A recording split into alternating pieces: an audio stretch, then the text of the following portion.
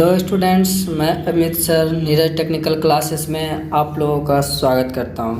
पिछले लेक्चर में हम लोगों ने इलेक्ट्रिकल का बेसिक डिस्कस किया था। आज हम बात करेंगे जनरेशन के बारे में, इलेक्ट्रिकल पावर सप्लाई सिस्टम के बारे में। तो उससे पहले कुछ बेसिक जानकारियां जनरेशन के बारे में जान लेते हैं। तो जैसा कि इलेक्ट्रिकल सप्लाई होता है an electrical power system is combination of electrical component which is use to supply transmit and use electrical power. तो इलेक्ट्रिकल का जो पावर होता है, पावर सिस्टम जो होता है इलेक्ट्रिकल का वो वेरियस इलेक्ट्रिकल कंपोनेंट से बनता है। जैसे सप्लाई पहले तो जनरेशन होगा, उसके बाद किस तरह से सप्लाई करेंगे, ट्रांसमिट करेंगे, उसे इलेक्ट्रिकल पावर कहेंगे। इंडिया में जो इलेक्ट्रिकल का पावर जनरेशन जो होता है वो 11 kV होता है, लेकिन अलग कंट्रियों में 33 kV का होता है और उससे 11 kV से ज़्यादा 33 kV का होता है। आज उससे पहले आखिर हम बात करते हैं किस तरीक़ा से हम लोग कर सकते हैं। तो आइए स्टार्ट करते हैं। तो यहाँ जैसा कि मैंने पहला टॉपिक लिखा है generation of electrical energy. Electrical energy का क्या क्या सोर्स है। तो electrical energy is generate by conversions of energy available in different forms in nature. हमारे नेचर में एनर्जी के अलग अलग फॉर्म हैं, जैसा कि काइनेटिक एनर्जी जो हम विंड के द्वारा से हम इसको जनरेट करते हैं। प्रेशर एनर्जी से वाटर से हम जनरेट करते हैं। केमिकल एनर्जी फ्यूल से हम जनरेट करते हैं। अगला है न्यूक्लियर एनर्जी, जो हम radio active substance in electrical, जिससे रेडियो एक्टिव एलिमेंट जो होता है उससे न्यूक्लियर एनर्जी करते हैं। उसके बाद आता है power plant of generation electricity. Power plant of generation electricity में कौन कौन से पावर प्लांट हैं उससे हम जनरेट कर रहे हैं इंडिया में अभी, और किससे होता है। से थर्मल पावर प्लांट से होता है, जिसे हम स्टीम पावर प्लांट भी बोलते हैं। हाइड्रो पावर प्लांट से होता है, न्यूक्लियर पावर प्लांट से होता है, डीजल पावर प्लांट से होता है, एक गैस टरबाइन प्लांट से होता है, एक्सेट्रा। ये सब हो गया जो कन्वेंशनल एनर्जी था। ये सब क्या था? Conventional energy. ठीक है। अगला बात करते हैं हम नॉन कन्वेंशनल एनर्जी मेथड से। नॉन कन्वेंशनल एनर्जी हो गया wind energy, tidal energy, wind energy, tidal energy, solar energy, fuel cells etcetera. जैसे सन जो हो गया मेरा नॉन कन्वेंशनल हो गया। कन्वेंशनल और नॉन कन्वेंशनल में अंतर क्या हुआ? कन्वेंशन हुआ जो हमारे लिए परंपरागत है, जो हम लोग तैयार करते हैं। नॉन कन्वेंशनल क्या हुआ? जो हमारे नेचर में है, जिसे हम बार बार यूज में ले सकते हैं। पावर जनरेशन का कुछ वेरियस पॉइंट है जो कि हम लोगों को ध्यान में रखना जरूरी है। कहीं भी अगर जनरेशन करेंगे तो उसको ध्यान में रखना, उस सब पॉइंट को जरूरी है, जो कि 5 से 6 पॉइंट है। पहला पॉइंट है इनिशियल कॉस्ट। पहला पॉइंट क्या है? पहला पॉइंट है इनिशियल कॉस्ट। इनिशियल कॉस्ट में हम देखते हैं क्या कि जो हम पावर प्लांट डिजाइन कर रहे हैं उसका कॉस्ट क्या बैठेगा। उसका इनिशियल कॉस्ट मेरा मिनिमम रहना चाहिए या फिर एवरेज रहना चाहिए लोड के हिसाब से। दूसरा रनिंग कॉस्ट में हम देखते हैं अगर हम पावर प्लांट को अगर हम बैठा रहे हैं तो उसका मेंटेनेंस क्या होगा। जो डेली रूटीन या मेंटेनेंस जो होता है, जो कि डेली रूटीन में हो गया रूटीन टेस्ट जो कि पर डे होता है, फिर वीकली टेस्ट आता है, प्रोडक्शन टेस्ट भी बोलते हैं उसको।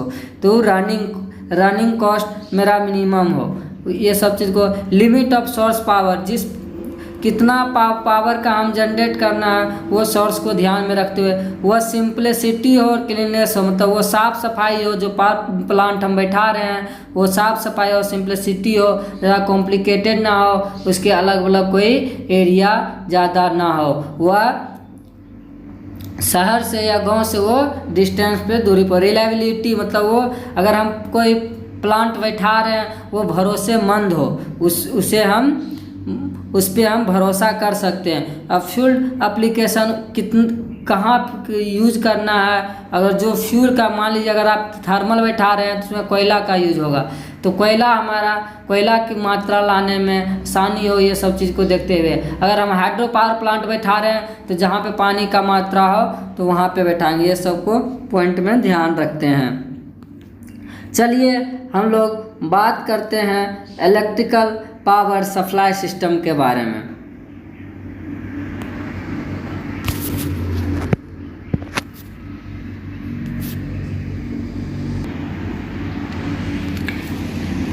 इलेक्ट्रिकल पावर सप्लाई सिस्टम क्या है? Electrical power supply system consist of a 3 principal. मेरा जो पावर का जो सप्लाई है वह 3 पॉइंट पे डिपेंड करता है। वो पहला है जनरेशन, बिजली का उत्पादन। ट्रांसमिशन मतलब वो हम किस तरह से वह एक जहाँ से हम जनरेट किए वहाँ से ले जाने का। डिस्ट्रीब्यूशन जो कि हमारे घरों में आता है। अब हम बात करेंगे सिंगल लाइन डायग्राम का, जिससे सिंगल लाइन डायग्राम से समझते हैं कैसे होता। जैसा कि यहाँ पे देखिए सिंगल लाइन डायग्राम बना हुआ है।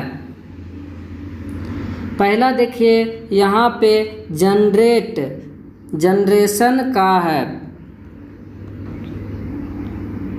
ये यहाँ पे जनरेशन, ये जनरेटिंग स्टेशन का है। हम 11 kV का जनरेशन करते हैं। हमारे इंडिया में 11 kV का जनरेशन होता है, जो हमारा इंडिया जो है वह 50 हर्ट्ज फ्रीक्वेंसी पे वर्क करता है। इसके बाद जनरेशन के बाद हम स्टेप अप ट्रांसफार्मर के थ्रू 11 kV से 133 kV में स्टेटअप करते हैं। वोल्टेज को 11 kV से 132 kV स्टेटअप करते हैं। ये मेरा होता है प्राइमरी ट्रांसमिशन। TM का मतलब यहाँ हुआ ट्रांसमिशन, तो ये मेरा प्राइमरी ट्रांसमिशन हुआ, प्राइमरी ट्रांसमिशन। उसके बाद 132 kV को फिर हम स्टेप डाउन करते हैं और वो स्टेप डाउन करके 33 kV करते हैं। ये यहाँ पे हम स्टेप डाउन ट्रांसफार्मर का यूज़ करते हैं। उसके बाद रिसीविंग स्टेशन पे फिर इस ट्रांसमिशन को हम कहते हैं सेकेंडरी ट्रांसमिशन। इसके बाद हम 33 kV को 11 kV में कन्वर्ट करते हैं। फिर यहाँ पे हम स्टेप डाउन ट्रांसफार्मर का यूज़ करते हैं। यहाँ ये जो सब स्टेशन मेरा होता है वो प्राइमरी डिस्ट्रीब्यूशन हुआ। यहाँ से जो था यहाँ पे मैंने जनरेट किया 11 kV जनरेट करके फिर वोल्टेज को स्टेप अप किया। स्टेप अप जो होता है मेरा प्राइमरी ट्रांसमिशन में, फिर 132 kV या तो फिर और भी 400 kV में भी कर सकते हैं या 765 में भी कर सकते हैं स्टेप अप। उसके बाद हम स्टेप डाउन किए, स्टेप डाउन ट्रांसफार्मर लगा के, उसके बाद फिर सेकेंडरी ट्रांसमिशन हुआ। उसके बाद फिर स्टेप डाउन किए 33 kV से 11 kV, वो मेरा स्टेप डाउन ट्रांसफार्मर से यूज़ करके वो फिर हम सब स्टेशन में लाए। सब स्टेशन में फिर मैंने स्टेप डाउन किया और स्टेप डाउन करके 11 kV को फिर 400 वोल्ट में कन्वर्ट किए। फिर यहाँ पे हम सेकेंडरी डिस्ट्रीब्यूशन और जिसे स्टेप डाउन ट्रांसफार्मर, जो हमारे घरों में जो बिजली आती है वह स्टेप डाउन ट्रांसफार्मर से आती है, वो स्टेप डाउन जिसके हम सेकेंडरी डिस्ट्रीब्यूशन कहते हैं। उसके बाद ये कंज्यूमर, मतलब कंज्यूमर हो गए जो घर में बिजली आती है, फिर ये घरों में बिजली आती है, ये हो गया कंज्यूमर। इस तरह से बिजली आती है। यहाँ पे जो 11 kV का जो मैंने जनरेशन किया था वो 3 फेज 3 वायर का था। और फिर 2 से 33 kV तक 3 फेज 3 वायर ही रहा। फिर 33 से 11 kV तक 3 फेज 3 वायर रहा। जिसे यहाँ पे 3 फेज 3 वायर का मतलब हुआ R phase, Y phase, B phase. और वायर का मतलब हुआ कंडक्टर, जो कि आर फेज का कंडक्टर, वाई फेज का कंडक्टर और बी फेज का कंडक्टर। प्राइमरी डिस्ट्रीब्यूशन तक हम लोगों का 3 फेज 3 वायर कंडक्टर का यूज पड़ता है। लेकिन जैसे ही हम सेकेंडरी डिस्ट्रीब्यूशन में आते हैं, यहाँ पे हम लोगों को 3 फेज 4 वायर का ज़रूरत पड़ता है। वो कैसे? तो वो देखिए, हमारे घरों में जो लाइन रहता है, फेज के साथ एक न्यूट्रल को भी लाना ज़रूरी होता है। इसी कारण से वहाँ पे 4 वायर होते हैं। आप लोग देखे होंगे, जहाँ से आप लोग लाइनिंग लेते हैं वहाँ पे इस तरह पोल में 3 फेज, इस तरह आर,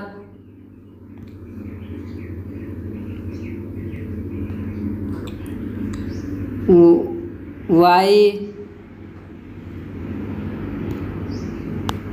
और बी 3 फेज रहता होगा। एक न्यूट्रल रहता है जिसे को हम ब्लैक से करते हैं। ये न्यूट्रल हो गया। न्यूट्रल ये पोल में 3 फेज आता है,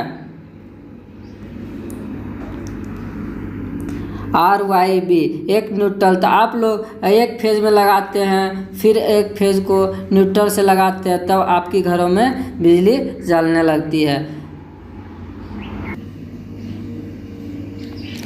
अब जितना मैंने आप लोगों को समझाया वो अब रिटर्न का बताता हूँ। देखिए, जनरेटिंग स्टेशन बताए थे, तो generating the usual generation voltage is 11 kV। हमारे इंडिया में 11 kV का जनरेशन होता है। फॉर इकोनॉमी मत यहाँ का मतलब हुआ बैलेंस को देखते हुए, कॉस्ट को देखते हुए बनाएंगे। In transmission of electric tower the generation voltage 11 kV stepped up to 132 kV या मोर। हम 11 kV का जनरेशन करते हैं, फिर 132 kV या इससे ज़्यादा 400 या 765 kV में स्टेप अप ट्रांसफार्मर के थ्रू स्टेप अप करते हैं। ये मेरा हो गया जनरेशन।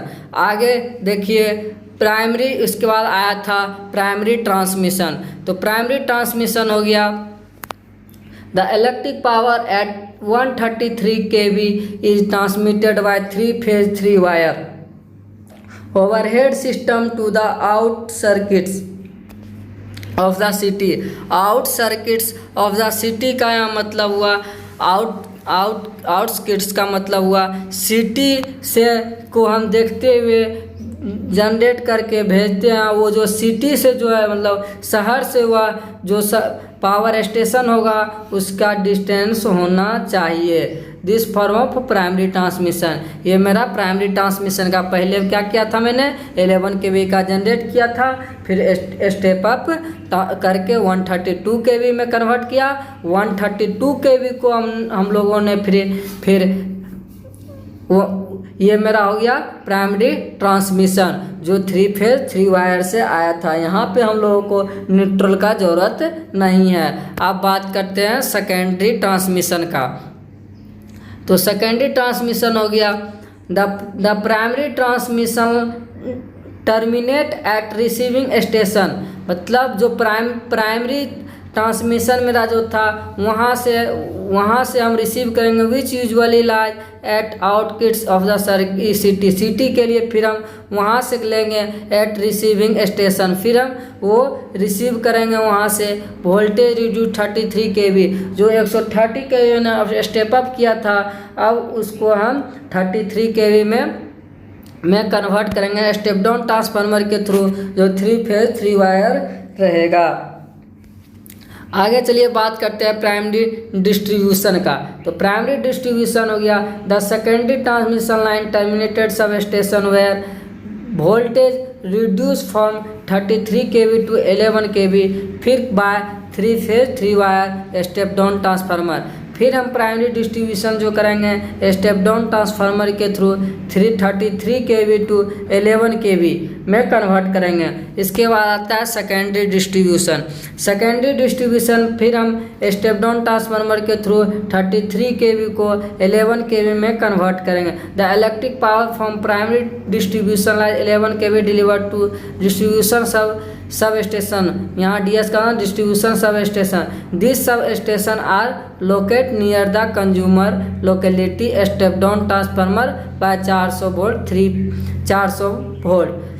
3 phase 3 wire. यहाँ 400 का वोल्ट का मतलब हुआ 2 फेज का, ये बता रहा है। ठीक है, आगे हम बात करते हैं डिस्ट्रीब्यूशन ऑफ इलेक्ट्रिकल एनर्जी। कैसे हम अब तो पावर को हम लोग जनरेट कर लिए हैं, तो उसको डिस्ट्रीब्यूट कैसे करेंगे। तो यहाँ पे मेरा जो हो गया ये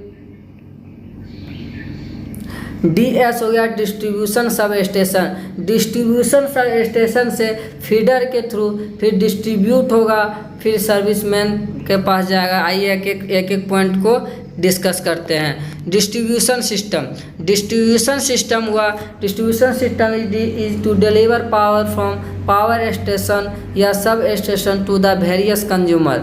मतलब जो डिस्ट्रीब्यूशन सिस्टम जो है वो अब कंज्यूमर के पास पहुंचाना है हमको। जो पावर हम लोगों ने जनरेट किया वो पावर को कंज्यूमर तक पहुंचाने में जो प्रक्रिया होगी, जो प्रोसेस होगा, वो प्रोसेस मेरा क्या कहलाएगा, डिस्ट्रीब्यूशन सिस्टम कहलाएगा। क्या कहलाता है, डिस्ट्रीब्यूशन सिस्टम कहलाएगा। It is a part of power system which supply power to local consumer for their needs। मतलब इसमें लोकल कंज्यूमर जो रहेगा उसी में, मतलब लोकल कंज्यूमर मतलब हुआ हम सर्विसमैन जो मतलब जो हमसे बिजली ले रहा है उस तक पहुंचाने का। इसमें देखिए कुछ पार्ट आया था, नया टर्म आया था फीडर एक टर्म न्यू आया था, और डिस्ट्रीब्यूटर और एक सर्विसमैन न्यू आया है। देखिए सर्विसमैन न्यू आया है। ये तीनों पॉइंट को हम बारीकी से आप लोगों को बताते हैं। तो फीडर हो गया फीड टू डिस्ट्रीब्यूटर DS मतलब डिस्ट्रीब्यूशन सब स्टेशन से जो फीड करेगा। मतलब यहाँ जो मेरा वोल्टेज आया था ये जो है फीडर के थ्रू हमको देगा जैसे कि आप लिख सकते हैं conductor which connect source from the distribution sub station. Distribution sub station से जो जिस लाइन से आएगा वो मेरा होगा फीडर। इसमें फीडर में कोई भी टैपिंग नहीं होता है, वो आगे हम आपको थोड़ा दिखाएंगे क्लियर पिक्चर के साथ। और डिस्ट्रीब्यूटर जो होता है conductor which connect which from consumer. 230 volt से जो मेरे घरों में बिजली आती है वो मेरा डिस्ट्रीब्यूटर होता है। इसमें हम टैपिंग प्रोवाइड करते हैं। ये क्या करते हैं, टैपिंग प्रोवाइड होता है। इसी कारण से देखते होंगे पोल से आप लोगों डायरेक्ट कनेक्शन ले लेते हैं। सर्विसमैन हुआ conductor which connect the consumer terminate to the distributor जो कंज्यूमर को देता है वही मेरा वो लाइन जो हुआ पोल से आप जो लेते हैं वो लाइन मेरा हो गया सर्विसमैन का। आइए पिक्चर से क्लियर होगा आप लोगों को। एक पूरा देखिए डायग्राम बना है, इससे आप लोग समझिए। पहले हमने क्या बताया था, पावर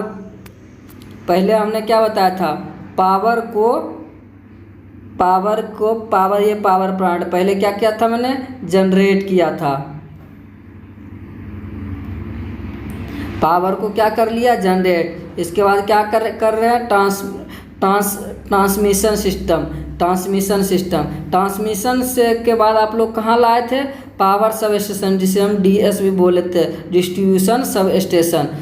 यहाँ से डिस्ट्रीब्यूशन सब स्टेशन से आता है, यहाँ से हम फीडर लेते हैं। ये एक फीडर, ये दूसरा फीडर। ये ऐसा इसलिए लेते हैं क्योंकि अगर कोई मेंटेनेंस के लिए अगर हम फीडर बी में अगर हम मेंटेनेंस करना चाहते हैं तो फीडर 1 के थ्रू लाइन आएगी। अगर फीडर 1 का मेंटेनेंस करना चाहते हैं तो फीडर 2 के थ्रू, इसमें अगर मेंटेनेंस करना है तो इसके थ्रू मेरा आती रहेगी घर में, हमारे घरों में। आइए डिस्ट्रीब्यूशन का पूरा आप लोगों को बताते हैं। मान लीजिए ये पावर सब स्टेशन है। क्या है ये? Power sub station. Power sub station ये हो गया 33 kV से 11 kV तक आप लोगों ने कन्वर्ट कर लिया। 11 kV का ये लाइन हो गया। इसके बाद यहाँ पे जो है ये हो गया मेरा ट्रांसफार्मर, डिस्ट्रीब्यूशन ट्रांसफार्मर, ये जिसे हम अभी आपको डीएस डिस्ट्रीब्यूशन सब स्टेशन भी बताए थे। ये मेरा पावर स्टेशन हो गया। यहाँ से 33 kV को 11 kV में ये लाइन के थ्रू ले आए। यहाँ पे इसे कोई टैपिंग करके हम लाइट यहाँ पे एक डीएस डिस्ट्रीब्यूशन ट्रांसफार्मर नहीं लगा सकते हैं। इसमें जो होता है कोई भी टैपिंग नहीं किया जा सकता है। ये सिर्फ इस तरह लाइन है। अगर कहीं टैपिंग है तो आप समझ जाइए वो फीडर क्या है, वो फीडर नहीं है। आगे और दिखाते हैं आप लोगों को। अब देखिए वो फीडर था, ये देखिए डिस्ट्रीब्यूटर। डिस्ट्रीब्यूटर यहाँ पे देखिए ये पावर सब स्टेशन था जिसे हम डीएसपी बोलते हैं, डिस्ट्रीब्यूशन। इसके बाद ये आ गया, कहाँ आ गया? 400 की 11 kV के बाद ये आ गया डिस्ट्रीब्यूशन ट्रांसफार्मर में। किस में आ गया? डिस्ट्रीब्यूशन ट्रांसफार्मर में। डिस्ट्रीब्यूशन ट्रांसफार्मर में आने के बाद ये मेरा क्या था? पोल था। ये देखिए ये हो गया पोल। पोल के थ्रू फिर आया इस, यहाँ से हम लोग जो लाइन लेंगे वो मेरा आएगा सर्विसमैन का। देखिए आगे का उसमें दिखाते हैं फिगर आप लोगों को। देखिए ये है सर्विसमैन का। सर्विसमैन देखिए क्या है यहाँ पे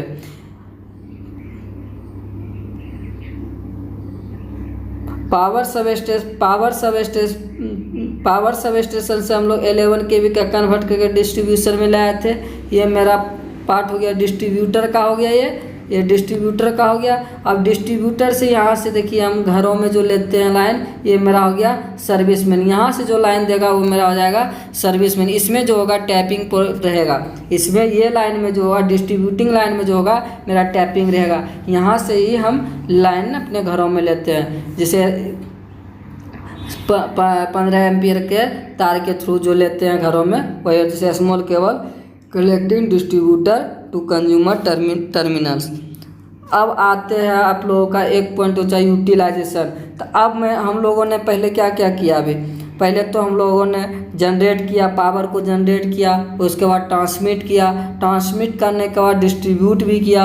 अब वो डिस्ट्रीब्यूट करके हम अपने घरों में हम लोगों ने लाइन लिया, उसको किस तरह से यूटिलाइज करते हैं, वही हुआ यूटिलाइजेशन। आप लाइट तो आ गई आपके घरों में, आप जिस तरह से उसको यूज करते हो वही होता है यूटिलाइजेशन। या आप जैसे कि आप लोग बल्ब जला रहे हैं, फ्रिज चला रहे हैं, पंखा चला रहे हैं, कूलर चला रहे हैं, ये सब जो आ जाएगा वो यूटिलाइजेशन हो जाएगा। से आयरन कर रहे हैं, ये सब क्या हो गया? यूटिलाइजेशन हो गया। वही चलिए बात करते हैं यूटिलाइजेशन। ये हो गया क्या? Utilization. Utilization is the end result, मतलब वो जो हम घरों में ले आए हैं, मतलब वही मेरा एंड रिजल्ट। घर में आ गया तो क्या हो गया? वहाँ पे ट्रांसमिशन, जनरेशन के बाद ट्रांसमिशन डिस्ट्रीब्यूशन मेरा वहाँ पे काम खत्म हो गया। वही मेरा हो गया and result of the generation और ट्रांसमिशन का and result. Distribution of electric power, जो मेरा हम लोग अपने घरों में 230 वोल्ट का पावर ले आया है। The energy carried by the transmission, TM का यहाँ मतलब कहीं भी लिखा होता है आप समझ जाइएगा ट्रांसमिशन है। The energy carried by the transmission and distribution system is turn into the useful work. जैसे क्या वर्क जो करेंगे, जैसे light of heat combination of this item, ये यूटिलाइज पॉइंट। यही सब लाइट, जैसे लाइट जला रहे हैं, कुछ भी पंखा चला रहे हैं, आयरन कर रहे हैं, कूलर चला रहे हैं, AC चला रहे हैं, ये हो गया मेरा यूटिलाइजेशन। यहीं आज का लेक्चर हम लोग यहीं पे समाप्त करते हैं। अगले लेक्चर मैं नेक्स्ट वीडियो में आप लोगों को दूंगा, वो आप लोगों का देंगे AC और DC का जो सप्लाई सिस्टम होगा, सो मैं डिफरेंस भी बताऊंगा। Okay, thank you in this watch. Video को शेयर करें अपने दोस्तों के साथ। इलेक्ट्रिकल का भी जल्द ही बैच अनाउंस होगा। लाइक भी करें, लाइक करने के बाद होगा कि आप लोगों का अटेंडेंस नोट किया जाएगा। ओके।